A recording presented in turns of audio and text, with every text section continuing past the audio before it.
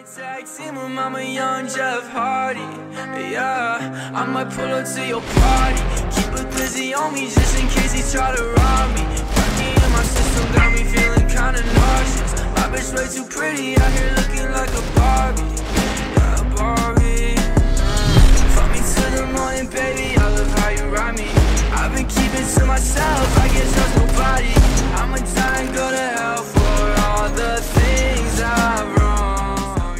Would you like a free shot at winning up to $50 without being scammed? Check this out! This video is sponsored by Gamdom.com, the fastest growing online entertainment website that provides tons of fun and live casino games, including Crash and Roulette, as well as many legitimate slots and live games. Gamdom gives you the freedom to deposit and withdraw your winnings the way you want, including even crypto and skins. If you want a free shot at winning balance on the site, claim your reward right now with the code Nowack to receive a free chest of coins.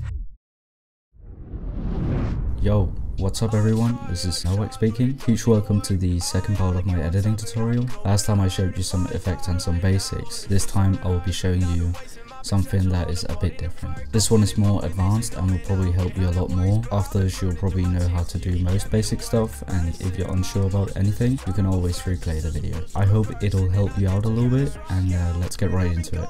By the way, the voiceover was recorded at night, so bear with my crusty voice. When you're making a montage, it is important to think about what clips you want to use. When I play, I've gotten used to thinking about what type of clips I want to include for the certain part of the video that I'm working on. For example, if there's 3 beats, then maybe a 3K would fit in well.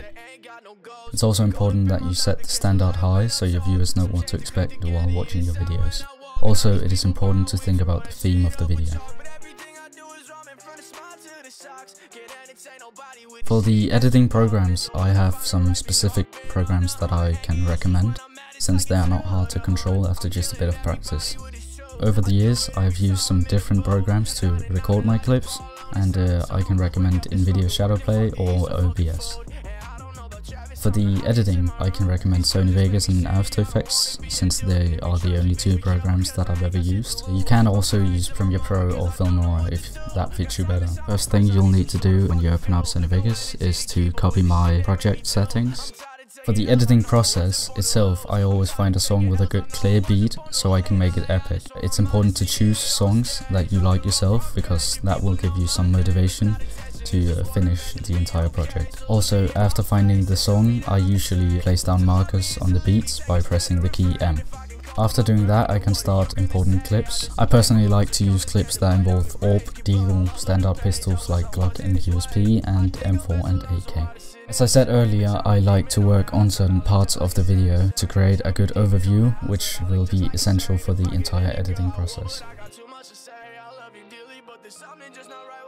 After inserting the clips, the preview window will probably show some black bars, which is because of the difference in resolution in recording and editing. All you need to do is to right click the clip, click properties and disable maintain aspect ratio. When you've done that, you need to start cutting down the clips so they fit the beats. This is a long and sometimes boring process, but it's a key element to start your editing, and it is extremely important to have a decent gun sync, because that will give your whole video flow. Since I started using After Effects, I've been doing less effects in Sony Vegas, which means that most of the effects I do in Sony Vegas is just brightness and velocity. I do the more advanced effects on AE. I'll be showing you how to do velocity and what effects I normally use in Sony Vegas in the later part of the video.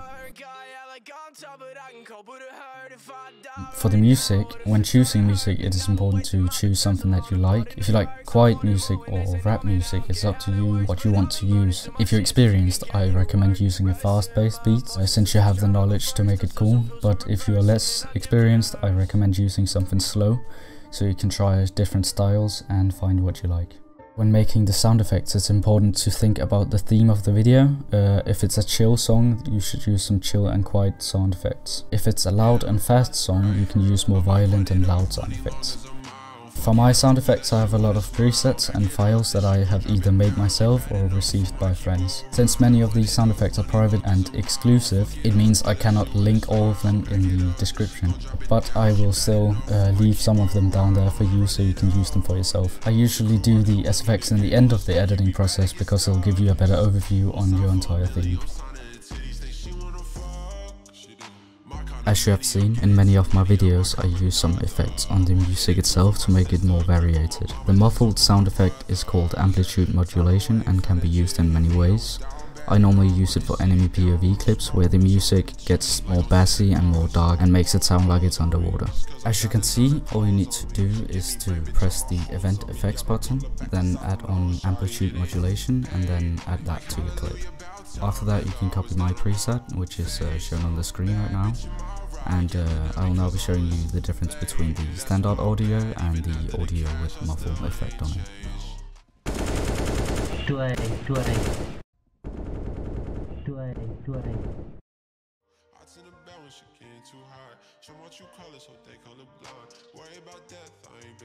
While editing a video, effects are one of the most important steps. It's important to find your own style and it will make your videos more unique and interesting. There'll be a list showing most of the effects I use in Sony Vegas in the description. I'm not going to show you how I do the effects because trying it yourself will help you figure out the different options for each effect. This will also help you improve every time you try something new.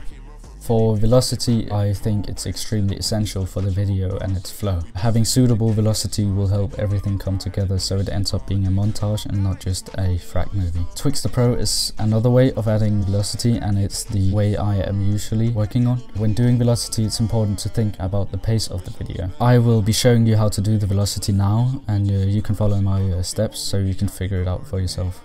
So what I normally do is to add the effect Twixtor Pro onto my clip, then I'll go to the part where I want to slow down the footage and I'll mark it with a keyframe.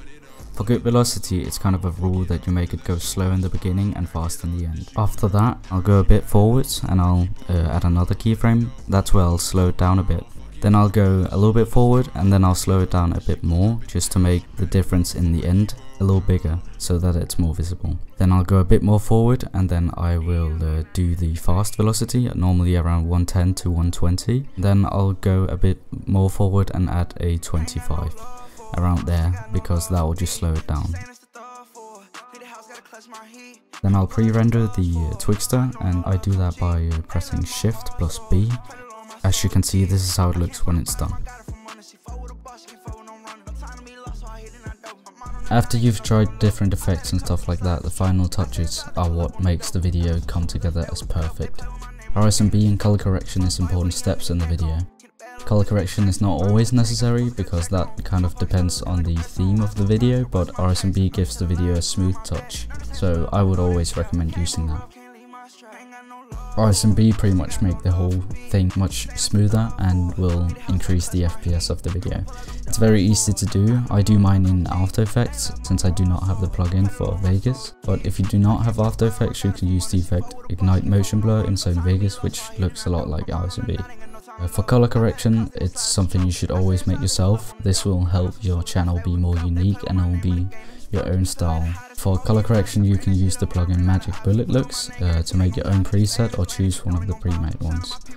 When you're done with the entire video, the render is extremely important. It is pretty much the source for quality and FPS, and it really depends on the render if the quality of the video is good or not. On the screen you can see my render settings, which will give you 60 FPS and 1440p quality.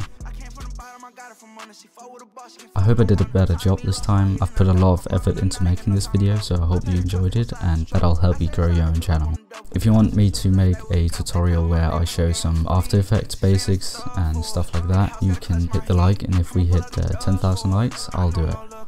Thank you for the never-ending support. This has been Nowack. Peace out. I came from the bottom, I got it from under. She fought with a boss, she can't fight with no running. No time to be lost, so I hit it and I double. My mind on the night, ain't got no time to love. I pay the cost, they gon' slide if it's trouble. I say it's loud, they pull up on the double. I know some shooters, I stay with a couple. They play with my name of the game and it's